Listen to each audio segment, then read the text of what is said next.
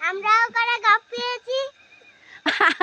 আসসালামু আলাইকুম। Hello guys, কেমন আছেন? আলহামদুলিল্লাহ ভালো। আজকে চলে এসেছি গাপ পাড়তে। এই তো যাই হোক, এইটা হলো দেশি গাপ। যাই হোক, অনেকগুলো পাড়া হয়ে গেছে, বাট এখন আইসি ভিডিও। এই যে দেখেন গাপ পাকে নাই অবশ্যই,